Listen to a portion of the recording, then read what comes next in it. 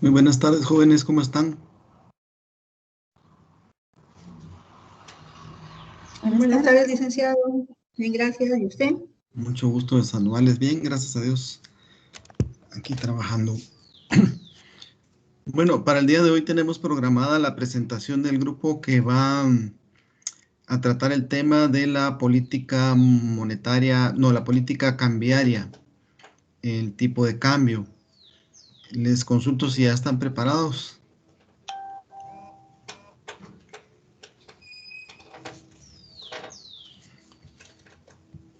Sí, ya, licenciado. Si me pueden hacer favor ya de compartir su presentación. Ok. Y ahorita la estoy compartiendo.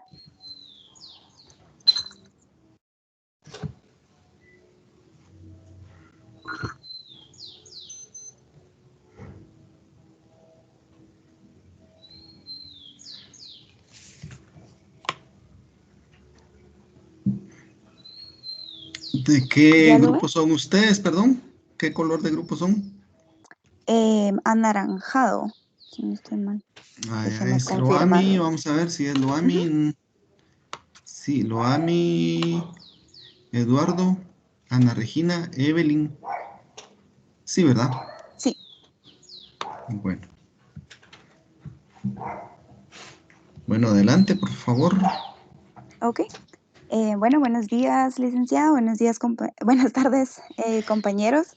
Nosotros vamos a hablar sobre el tipo de cambio, régimen cambiarios y política cambiaria.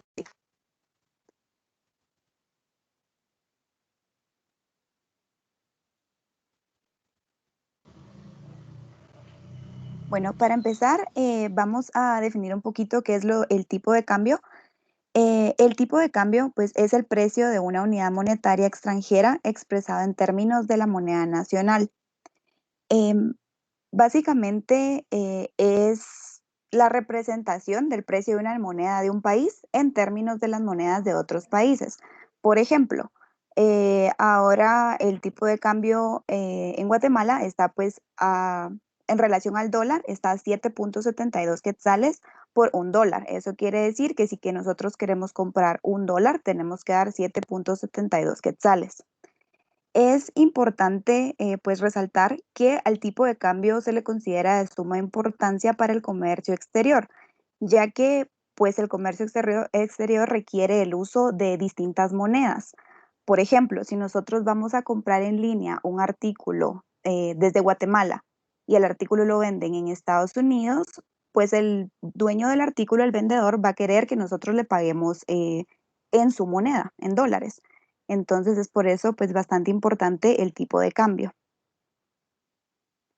Ahora, es importante también resaltar que el tipo de cambio va a verse influenciado por los regímenes cambiarios que tiene cada país. Un régimen cambiario pues son todas las políticas que un país asume en función de la valoración de una moneda o cómo determinan el tipo de cambio con respecto a otras monedas.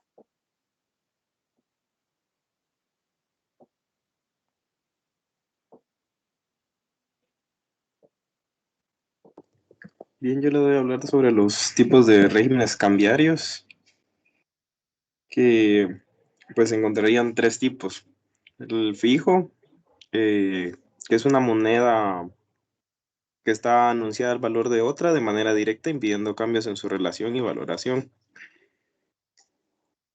También existe el libre flexible, que en la relación entre la moneda nacional y las extranjeras está determinada por la interacción de la demanda y oferta de divisas del mercado. Por último, existe el tipo mixto. En un sistema mixto es como que la combinación de los anteriores mencionados. Para entenderlo mejor, teníamos preparado pasarles un video en el cual se explica de manera más concreta, ¿verdad? Más fácil de entender.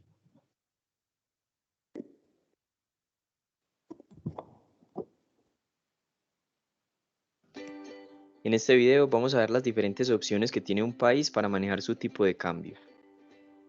Con un tipo de cambio flexible, el Banco Central no interviene y deja que el tipo de cambio varíe en el mercado para ser definido según la oferta y la demanda. En el capítulo pasado vimos cómo puede variar el tipo de cambio. Para este caso, con un tipo de cambio fijo, el Banco Central interviene en el mercado para evitar las variaciones y mantenerlo constante. Supongamos que en México el tipo de cambio tiende a subir por la apreciación del peso mexicano. Entonces el Banco Central de México procede a devaluarlo por medio de la compra de dólares con pesos mexicanos. Estos dólares van a las reservas internacionales y los pesos mexicanos quedan en el mercado. De esta manera, este exceso de moneda hace bajar su valor para evitar que el tipo de cambio suba y poder mantenerlo fijo. Si por el contrario el tipo de cambio tiende a bajar por la depreciación del peso mexicano, el Banco Central de México utiliza los dólares de sus reservas internacionales para comprar pesos mexicanos, sacarlos del mercado, disminuir su oferta y lograr revaluar la moneda. Y así se logra evitar la caída del tipo de cambio y poder mantenerlo fijo. Y por último hay un tipo de cambio mixto entre fijo y flexible. Aquí el Banco Central deja fluctuar el tipo de cambio dentro de unas bandas, es decir, establece un límite superior y un límite inferior para intervenir en el mercado. Supongamos que el Banco Central de México establece un límite inferior de 0,05 dólares por peso mexicano y uno superior de 0,1 dólares por peso mexicano.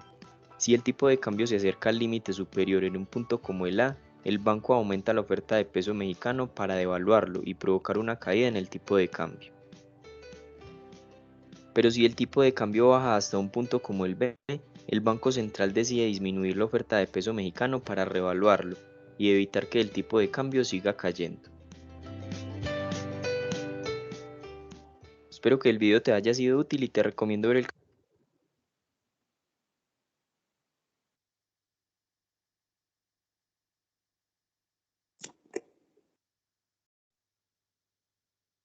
De cada tipo de régimen también existen algunas variantes de cada uno, ¿verdad? Entonces, está el sin una moneda nacional de curso legal, hay uno de caja de conversión, otro tipo de cambio fijo dentro de bandas horizontales, tipo de cambio móvil.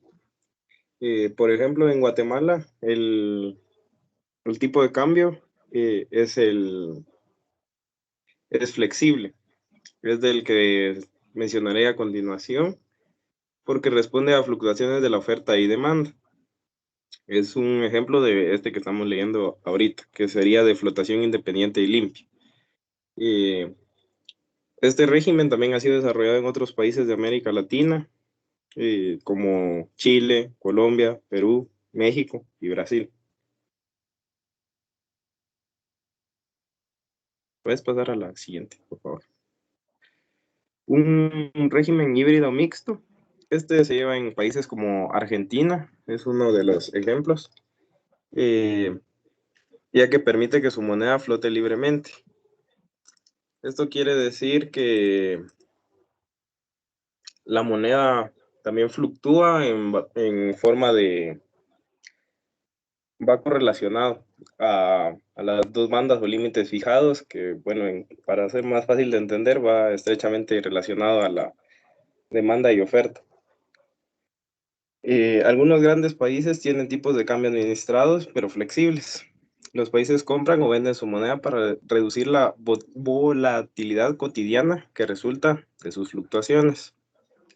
Otros países colocan sus monedas a una divisa principal en un tipo de cambio fijo. Algunas veces se permite que la moneda colocada se deslice hacia arriba o hacia abajo. Disculpe, Eduardo. Sí. Disculpe, Eduardo. Dígame, licenciado. Es que usted acaba de mencionar que el tipo de cambio en Guatemala se usa el sistema flexible en la diapositiva anterior. Sí. Pero más es este tipo administrado flexible porque el Banco de Guatemala hace intervenciones comprando y vendiendo dólares, ¿verdad? Para mantener el tipo de cambio más o menos estable. Solo quería hacer esa observación. Ah, está bien, licenciado. Es que sí, en lo que investigué en la página de Vanguard, me salía que era de tipo cambio flexible, ¿verdad? Por eso fue que lo mencioné. Sí, sí, pero sería más que todo como este tipo flexible, pero con cierta intervención del Estado. Ah, está bien, licenciado, gracias. Bien, continuando, sería para finalizar que en muchos países también tienden a intervenir cuando los mercados son muy inapropiados para los niveles de precios y los flujos comerciales existentes. Este ejemplo podría ser así como algunos países que renuncian a su moneda, ¿verdad? Un ejemplo cercano de aquí de Centroamérica sería El Salvador, que su tipo de cambio eh, va en relación al de Estados Unidos, ¿verdad? Porque su moneda cambia al dólar.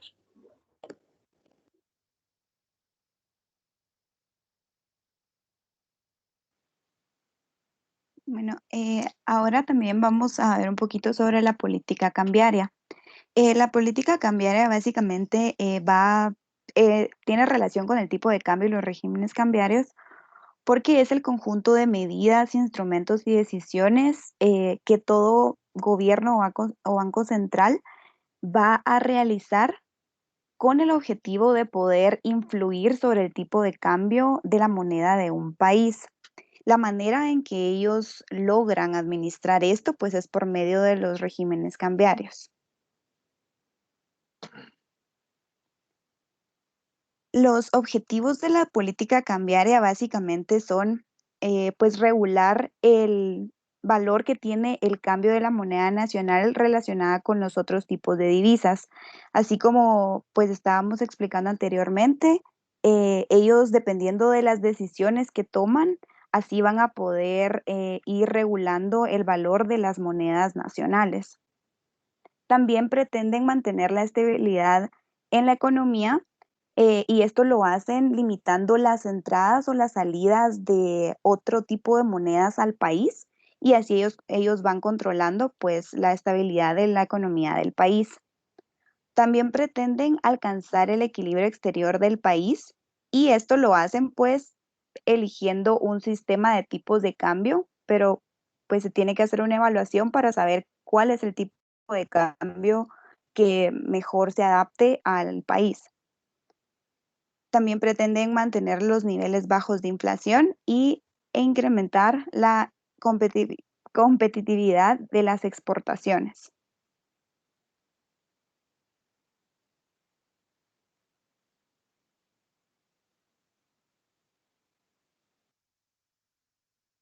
Las herramientas de la política monetaria.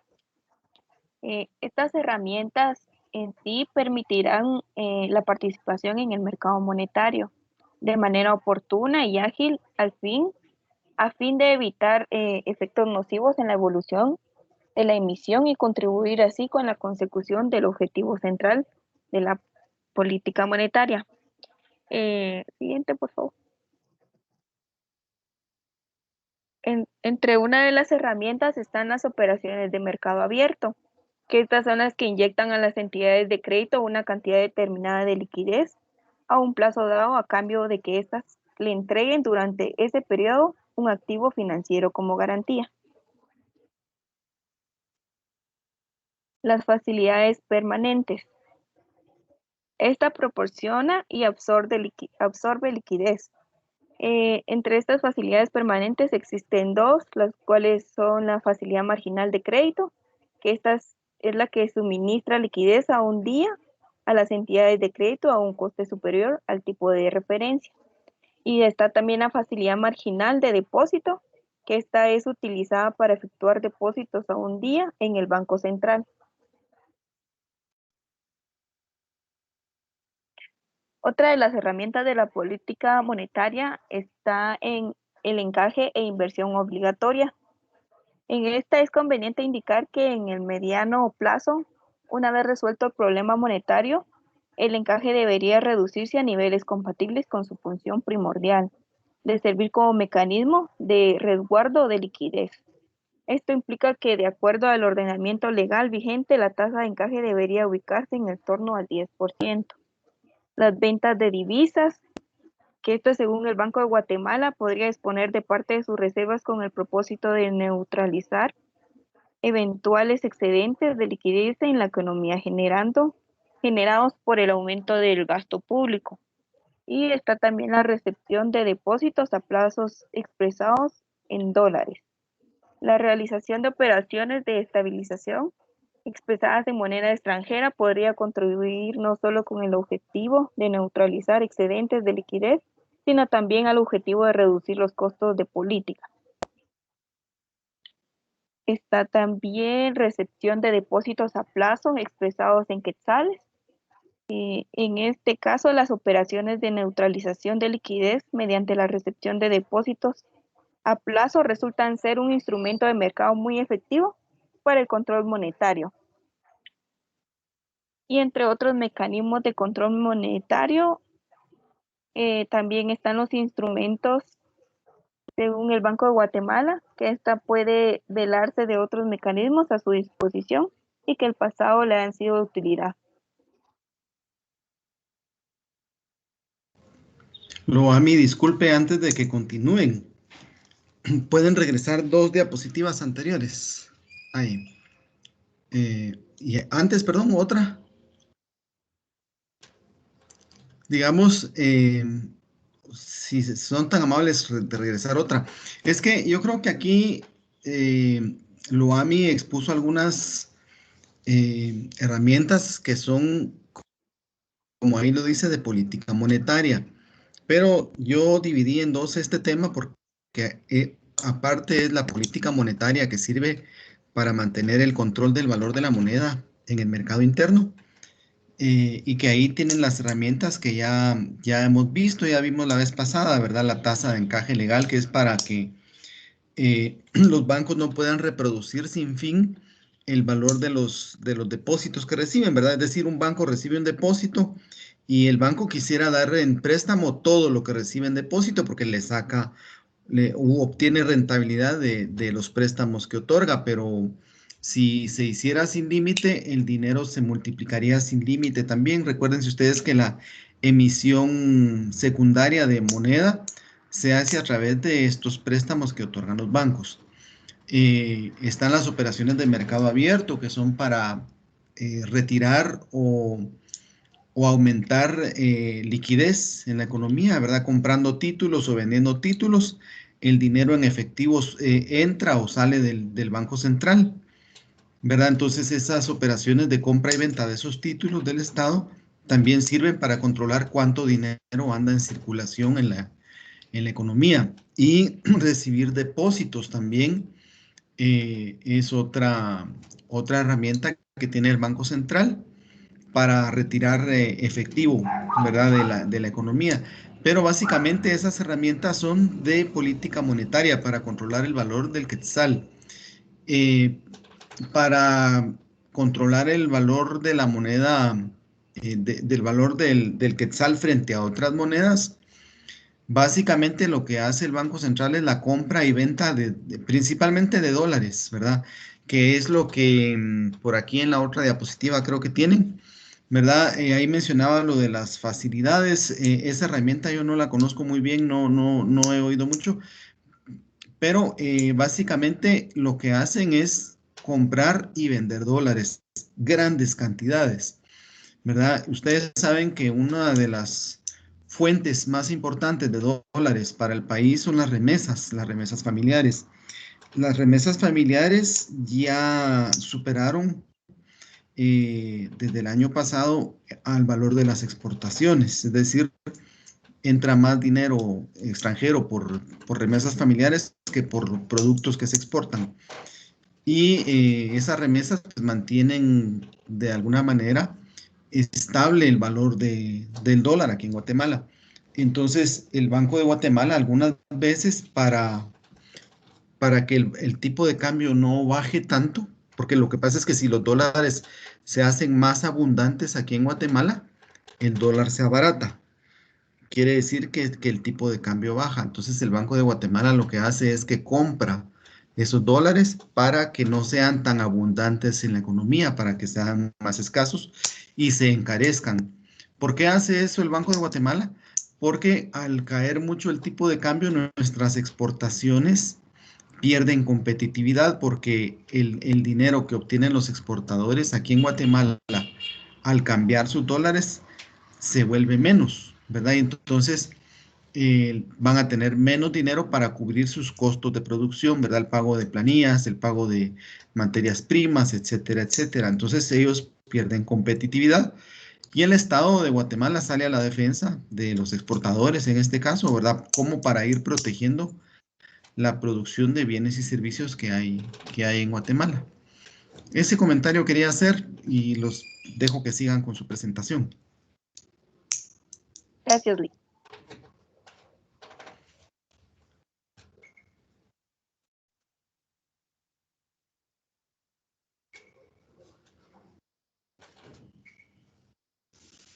¿Quién irá a exponer el caso de Argentina?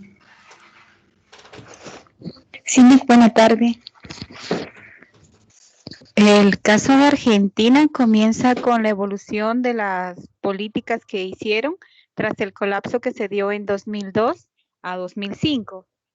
En esta situación, Argentina optó por restringir las divisas, le puso por nombre el corralito, ya que implementó a finales del 2001, la idea de no sacar divisas en el país. Originalmente pensaron que solamente iba a ser temporal porque su moneda se estaba devaluando y esto le iba a crear valor respecto al dólar. Sin embargo, la decisión que tomó fue todo lo contrario porque el precio del dólar comenzó a subir y la moneda de Argentina se seguía devaluando. En junio del 2002, la moneda del peso se devaluó al 50% con respecto al nivel promedio del periodo que había sido de 1980 a 2001. El 68% se devaluó el siguiente semestre al valor de la convertibilidad.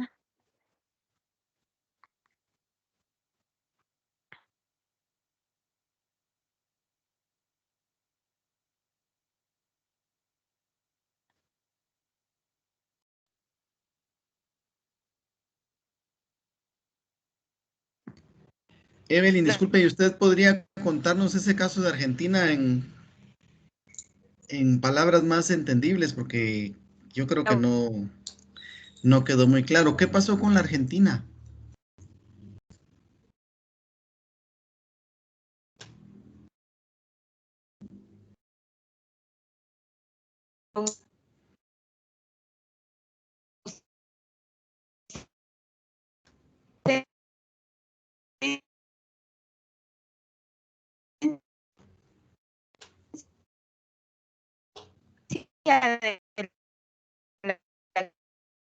Tiene muy mala señal, Evelyn.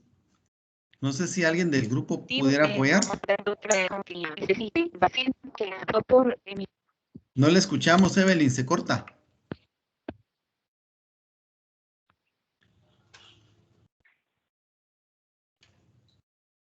Y ahora, ¿no me escucha? Ahora ya, mejor, ahora está mejor. Dele, para mientras que haya señal, dele.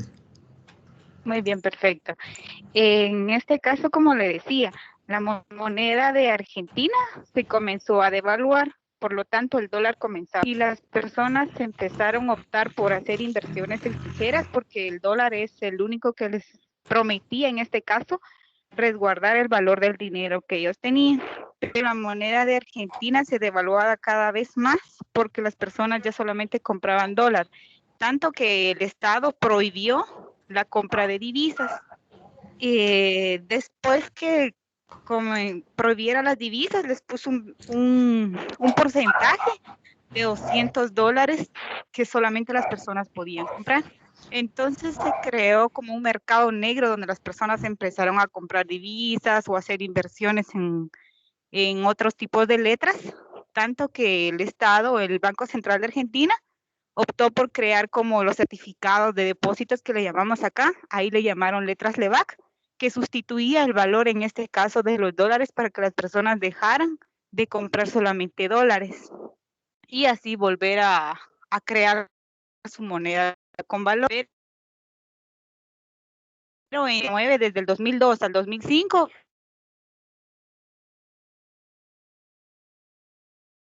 Fue Se volvió a cortar su audio. la economía, porque el dólar siempre es lo que ellos tenían. Se volvió a cortar su audio, Evelyn, ya no le oímos lo que expuso al final.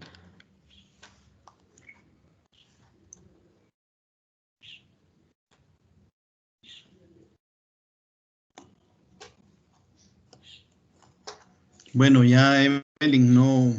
Perdón, el link es que es No la les- señal. Ahora sí ya me escucha no le otra vez. escuchamos lo que dijo al final.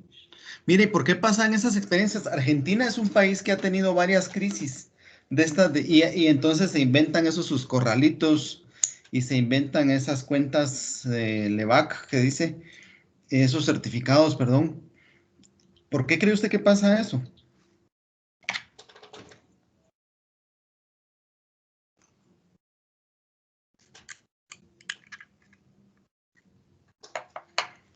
A ver quién más del grupo puede contestar. Perdón, el link no le escuché, podría repetir. Que por qué pasan esas cosas. Argentina cada poco le han pasado, pues no cada poco, pues, pero sí yo de lo que tengo uso de razón de las crisis económicas les ha pasado seguido, que se les devalúa el tipo de cambio y no quieren aceptarlo y entonces empiezan a inventar unos instrumentos y herramientas así extrañas como las que usted mencionó. ¿Por qué cree usted que pasa eso?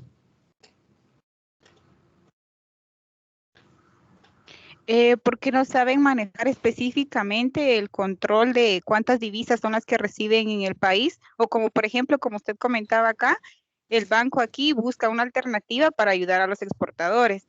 Entonces, los que ellos hacen solamente, por ejemplo, quieren subir el valor de su moneda, pero al final se les descontrola, entonces empiezan con una restricción que directamente los hace caer a la crisis. Ajá. Vamos a ver quién más del grupo. Le voy a preguntar a Heidi Orellana que nos diga por qué cree ella que pasan estas crisis.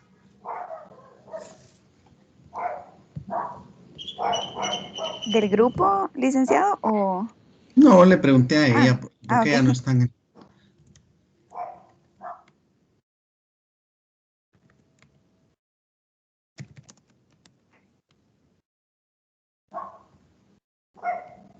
Yo podría aportar, yo soy del grupo.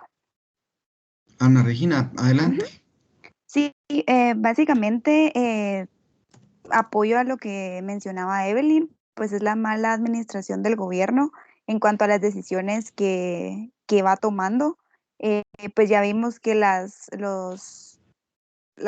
políticas monetarias que ellos, perdón, las políticas cambiarias que ellos llevan a cabo, pues tienen mucha influencia entre la economía del país.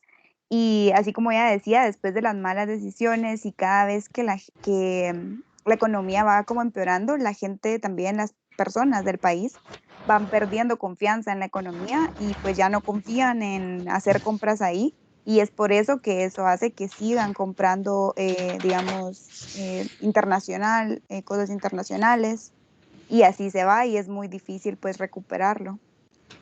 Perdón, Eli, que es que estaba algo ocupada. Ya le puedo responder. Ya le había apuntado yo aquí que no había contestado, pero adelante, Perdón, Heidi. es que hoy estoy un poco corriendo. Ajá. Pues yo creo que así como decía Ana Regina, es parte del gobierno, pero yo a la vez siento que también es parte de problema como del pueblo también, porque creo que todo viene desde el momento que nosotros hacemos la elección del presidente, porque realmente a final de cuentas no, o sea, el presidente o el gobierno o quien esté ahorita ahí en el puesto, pues quien lo escogió fue el pueblo prácticamente. Es también parte de mucha, no tenemos la educación suficiente como para poder llevar unas buenas finanzas en cada una de las familias. Al momento de que también alguien tiene algún negocio, no lo pueda desarrollar, ¿verdad? Entonces pienso que hay muchos factores, no solamente de parte del gobierno. Ajá, muy bien, Heidi, gracias. Sí, en efecto, lo que decía Heidi en cuanto al comportamiento de las familias tiene bastante razón. Lo que pasa es que también en estos países se pretende seguir manteniendo un estilo de vida sin ganárselo, podríamos decir. Porque si no queremos que el tipo de cambio suba tanto, si no queremos que los dólares escaseen, pues hay que traer dólares, ¿verdad? Y para seguir manteniendo un nivel de vida con bienes importados y con ciertos lujos, pues hay que seguir produciendo. Y lo que ha pasado con estos países es que no han ingresado las suficientes cantidades de dólares para seguir manteniendo su tipo de cambio. Y eso pasó aquí en Guatemala. En el año 82, hasta el año 82, 83, el tipo de cambio en Guatemala era fijo, era de 1 por 1. Pero esa igualdad no se puede mantener para siempre.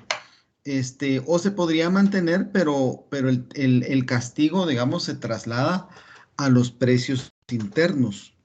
Entonces el gobierno, en ese entonces, en el año 82, era época de golpes de Estado. En el año 82 le dieron un golpe de Estado a, creo que era el presidente Lucas García, y salió él y quedó un triunvirato. Estaba el general Ríos Montt, el general Mejía Víctores y un general de apellidos Maldonado Shaad. Después quitaron a estos tres, quedó Ríos Montt. Después Mejía Víctores, que era el ministro de Gobernación, le dio golpe de Estado a Ríos Montt, y era una historia así de no acabar entre militares que según las edades de ustedes ya no las vivieron. Pero más o menos en el año 83 el gobierno ya no pudo seguir sosteniendo el tipo de cambio de 1 por 1 y empezaron a liberar el tipo de cambio, pero crearon 3 mercados. Había un mercado que era el mercado de esencialidades, que era para medicinas y cosas básicas, al que todavía le seguían vendiendo dólares al 1 por 1. O fijaron un tipo preferente, ¿verdad? Ya después fue como de 2.5 por dólar. Y estaba había un mercado regulado donde compraba uno, digamos, las empresas podían comprar. Todo eso siempre era en el Banco Central, porque en ese tiempo los dólares no circulaban como circulan ahora. Ahora ustedes están acostumbrados a ver dólares a veces. En ese tiempo uno no miraba, era muy raro ver dólares. Entonces separaron, hubo 3 mercados porque surgió el mercado negro. En esa época fue cuando surgieron las casas de cambio ahí por el Centro Capitol en la ciudad de Guatemala. Y empezó el mercado negro, ¿verdad? Entonces, lo que quiero decir es que hay veces que hay situaciones de mercado que uno no puede cambiar artificialmente, ¿verdad? Los argentinos tienen fama de que son muy buenos economistas y en efecto son muy buenos con matemáticas, estadísticas y modelos económicos, pero también son creativos y entonces empiezan a inventar herramientas e instrumentos como para ir manejando las situaciones, ¿verdad? Pero al final yo creo que las soluciones de mercado son inevitables, ¿verdad? Es como querer uno vivir eternamente con la tarjeta de crédito. No se puede, ¿verdad? Es algo así parecido, ¿verdad? Le agradezco mucho a los compañeros del grupo. Yo creo que es bueno ver el dinero como mercancía. El dinero es una mercancía. Digamos, así como los zapatos nos sirven para caminar, el dinero nos sirve para comprar. ¿Se recuerdan de los 3 usos del dinero que vimos? ¿Verdad? Que es el motivo, la gente usa dinero para intercambiar, ¿verdad? El motivo transacción, el motivo precaución, que es para prever si nos pasa algo, y el motivo especulación, que es para hacer negocios. Entonces, el dinero tiene además las funciones de medio de cambio, depósito de valor, y no me recuerdo cuál es la otra. Eran 4 funciones. Pero entonces el dinero es una mercancía que tiene esas funciones. Y el dinero tiene un precio, ¿verdad? Entonces, ese precio se puede representar por otras cosas. En el caso del dinero, ¿verdad? La inflación nos dice cuál es el valor del dinero. Y en el caso de la moneda extranjera nos lo dice el tipo de cambio, ¿verdad? Si hay muchos dólares en la economía y es abundante, el precio va a bajar, ¿verdad? Entonces baja el tipo de cambio. Si el dinero se escasea, se encarece y entonces sube el tipo de cambio, ¿verdad? Yo les sugiero que miren el dinero como una mercancía, y eso le aclara a uno a veces el panorama, ¿verdad? Y a veces vienen economistas o lee uno historias como esta de Argentina que cuesta de entender, eh, pero si uno lo analiza tomando en cuenta que el dinero es una mercancía, se entiende, ¿verdad? Que se entiende más. Por ahí hay un video, yo les tengo ahí un video, pero hay uno que dice el dinero no se gana, el dinero se compra, ¿verdad? Y lo que pasa es que también el trabajo de nosotros, la fuerza de trabajo, es una mercancía que se puede vender, se puede intercambiar, ¿verdad? Entonces el dinero se intercambia por esa mercancía. Entonces, permítanme, les voy a compartir y vamos a ver un video relacionado con la política monetaria de hoy en día para que entendamos mejor. Solo que creo que no le puse audio aquí a esto, permítanme.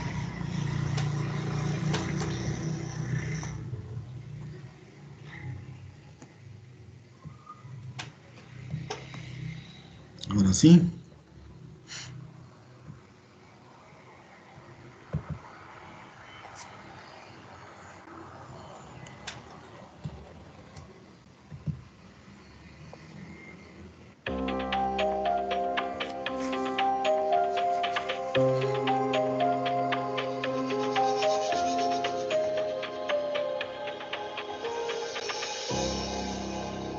Como ustedes saben, la tecnología, el cambio tecnológico está revolucionando nuestras vidas. Y el cambio tecnológico se está dando a un ritmo exponencial. Para explicar esto del crecimiento exponencial del cambio tecnológico, déjenme usar un ejemplo conocido. Si uno da un paso y ese paso mide 1 metro, uno puede proyectar exactamente cuánta distancia va a recorrer según el número de pasos que da. Si doy 2 pasos, recorro 2 metros. Si doy 3 pasos, 3 metros. Si doy 10 pasos, 10. Y si doy 30, 30. Eso es el crecimiento lineal, que es fácilmente predecible, es fácil de pronosticar. El cerebro humano lo entiende, porque nuestra experiencia vital ha sido tradicionalmente lineal. Déjenme ahora explicarles el crecimiento exponencial. Si yo doy un paso que mide 1 metro, y suponemos que cada vez que doy un paso adicional se duplica la distancia. Cuando doy el segundo paso, recorro 2 metros. Cuando doy el tercer paso, recorro ya no 2, sino 4. Y en el siguiente paso recorrería 8, no 4. Y así sucesivamente. ¿Ustedes saben cuánta distancia recorro si doy 30 pasos a ese ritmo? 1.000 millones de metros. Es decir, 26 veces la circunferencia de nuestro querido planeta Tierra. Eso es absolutamente contraintuitivo. No hay forma de que el cerebro humano entienda que en 30 pasos uno puede moverse de 1 metro a 1.000 millones de metros. Pero eso es el crecimiento exponencial. Y la tecnología cambia a tasas exponenciales. Y por eso revoluciona nuestras vidas. Por eso está transformando profundamente nuestras vidas. Prácticamente no queda un rincón de nuestro mundo, de una dimensión de nuestras vidas que no esté siendo afectada por la tecnología. Y la política monetaria no es excepción. Y justamente de eso quiero hablarles hoy. ¿Cómo afecta el cambio tecnológico, la economía digital, a la política monetaria? Para responder a esa pregunta tenemos que irnos a otra pregunta, en primer lugar. ¿Qué es la política monetaria? En términos sencillos, la política monetaria consiste en el manejo de la cantidad de dinero en la economía, de la llamada oferta monetaria y de las tasas de interés para influir sobre el nivel de precios y también para ayudar a mitigar los ciclos económicos. En su esencia, el fin fundamental de la política monetaria es la estabilidad de precios. ¿Y por qué importa la estabilidad de precios? Al menos por 2 razones. La estabilidad de precios permite mantener el valor del dinero en el tiempo, resguarda el poder adquisitivo de nuestros ingresos y sobre todo de los ingresos de los más pobres, que son quienes tienen menos posibilidad de protegerse contra los efectos de la inflación. Pero en segundo lugar, la estabilidad de precios, una inflación baja y estable, permite hacer el cálculo económico. ¿Qué es esto? Facilita la toma de decisiones de ahorro, de inversión, de consumo por parte de todos los agentes económicos. Y con eso la estabilidad de precios no solo asegura el bienestar de la población, sino también el mayor crecimiento económico. Y por eso es tan importante. ¿Y cómo es que la política monetaria asegura esa estabilidad de precios? Bueno, fundamentalmente, como decíamos, controlando la cantidad de dinero que circula en la economía, controlando las condiciones de liquidez y de crédito en la economía, y también las tasas de interés. Hay otro canal importante, que es influyendo sobre las expectativas de precios a futuro. Y sabemos que las expectativas de precios son uno de los determinantes fundamentales de los precios a futuro. Porque lo que yo espero que va a hacer la inflación determina cuánto yo, por ejemplo, como trabajador, voy a negociar que sea mi salario en el futuro, o cuánto yo como empresario voy a negociar que sean los precios de mis bienes y servicios en el futuro. De manera que la inflación esperada se convierta en inflación real. E influir sobre las expectativas de precios es uno de los mecanismos fundamentales de transmisión de la política monetaria. Así es que, ahora que ya entendemos un poco mejor qué es la política monetaria y cómo funciona, sí podemos preguntarnos cómo es que la economía digital afecta a la política monetaria y qué desafíos y qué oportunidades le presenta. Quizás el desafío más importante que enfrenta la política monetaria hoy en día frente a la economía digital es el surgimiento vertiginoso de monedas digitales privadas. Hace 5 años, pocos de nosotros habíamos oído hablar de Bitcoin. Ya hoy muchos de nosotros hemos oído hablar de Bitcoin. De repente alguno en este cuarto, en este salón, ya ha comprado un Bitcoin. Y ciertamente a Bitcoin le acompañan hoy muchas otras monedas digitales. Muchísimas monedas digitales que han surgido en todo el mundo. Litecoin, Tether, Paxos. Hace 2 meses, en junio, anunció Facebook el lanzamiento de una moneda digital propia que se llama Libra. Y hace poco también se anunció en Costa Rica el surgimiento de otra moneda, el BICU. Así es que están proliferando las monedas digitales. Las monedas digitales privadas son formas de dinero, o pretenden ser formas de dinero, que se transan entre privados, son emitidas por emisores privados y a diferencia del dinero oficial, como el colón, no cuentan con el respaldo del Banco Central. Y esa es una diferencia esencial. ¿Y en qué medida pueden estas monedas digitales representar un reto, un desafío para la política monetaria del Banco Central? Bueno, en la medida en que sustituyan al colón y consecuentemente le hagan difícil al Banco Central poder controlar la cantidad de dinero que circula en la economía y de esa manera influir sobre el nivel de precios y asegurar su fin esencial, que es la estabilidad de precios. Pero el tamaño de ese reto depende fundamentalmente de en qué medida logren esas monedas digitales cumplir con las funciones esenciales del dinero. Y para eso, repasemos cuáles son esas funciones esenciales. La primera función esencial de cualquier activo, o cualquier bien que quiera fungir como dinero, es servir como medio de pago. Es decir, que sea aceptado generalmente por la población como un medio para poder comprar bienes y servicios. Tiene que ser de aceptación general. En segundo lugar, debe servir como unidad de cuenta. Debe servir para referenciar los precios de los bienes y servicios que yo pongo. Así, digamos, en Costa Rica estamos perfectamente acostumbrados a que los precios de los bienes y servicios estén denominados en colones y en algunos casos también en dólares. Y finalmente debe servir como un depósito de valor. El dinero para ser tal debe mantener su valor en el tiempo frente a una canasta de bienes y servicios o frente a otras monedas, pero debe tener un valor relativamente estable en el tiempo. Resulta ser que las monedas digitales que han surgido hasta ahora no han podido cumplir bien alguna o incluso ninguna de estas funciones esenciales del dinero. Por ejemplo, las criptomonedas, entre ellas Bitcoin, las que usan tecnología blockchain, son de costosa producción y eso hace de muy alto costo también su transacción y por eso no se utilizan muchísimo como medios de pago.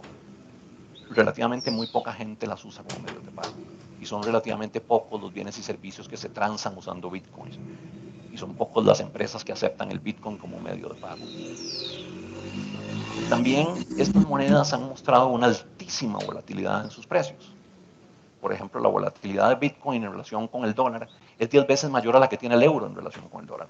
E incluso es mayor a la que tiene el bolívar venezolano en relación con el dólar. Y eso la hace un muy pobre sustituto del dinero en términos de su función de depósito de valor. Y como también es tan inestable, no sirve tampoco como unidad de cuenta y no ha servido como medio de pago. Entonces no es realmente un sustituto del dinero que represente un reto fundamental en este momento. Pero, como les decía, la tecnología evoluciona a tasas exponenciales. Y eso quiere decir que muy rápidamente la tecnología encontrará soluciones a estos problemas. Y de hecho ya las está encontrando. Y ya hay monedas, como el BICU, por cierto, que se anunció en Costa Rica, que están tratando de resolver el problema de la volatilidad, las llamadas stablecoins, cuyo valor está fijado o está determinado en relación con el de una moneda de valor relativamente estable, como el dólar. Podrían también asumir el colón, que tiene una tasa de inflación muy baja y estable. Pero ciertamente eso les reduce la volatilidad. Y entonces, a futuro sí podría ser que las monedas digitales se conviertan en un reto para el Banco Central de mayor calado, un reto más importante. ¿Y qué debe hacer entonces en ese caso el Banco Central? Y en eso quiero concentrar la segunda parte de mi conversación con ustedes. Una posible respuesta es que el Banco Central, como lo han hecho otros bancos centrales o como lo están explorando otros muchos, decida emitir una moneda digital propia, un colón digital. Como vamos a ver, yo, desde mi perspectiva personal, no creo que sea esa la respuesta. Más bien diría yo que el Banco Central debe responder de al menos 3 maneras al reto que representa el surgimiento rápido de las monedas digitales. En primer lugar, dejar que crezca la innovación. En inglés hay una frase muy bonita que dice, let 1,000 flowers bloom. Dejad que crezcan 1000 flores. Dejad que florezcan los campos. Eso es lo que debe hacer el regulador. Eso es lo que debe hacer la autoridad económica y financiera. Dejar que la tecnología financiera florezca. Y solo cuando represente un reto importante para la estabilidad, ver cómo se regula. Y mientras tanto, asegurar, eso sí, la provisión de información al público sobre los riesgos posibles que representan esas tecnologías. Y eso es tan cierto para las fintech como lo es para las monedas digitales. Entonces, dejar crecer a la innovación, no ahogarla con la regulación, informar al público y regular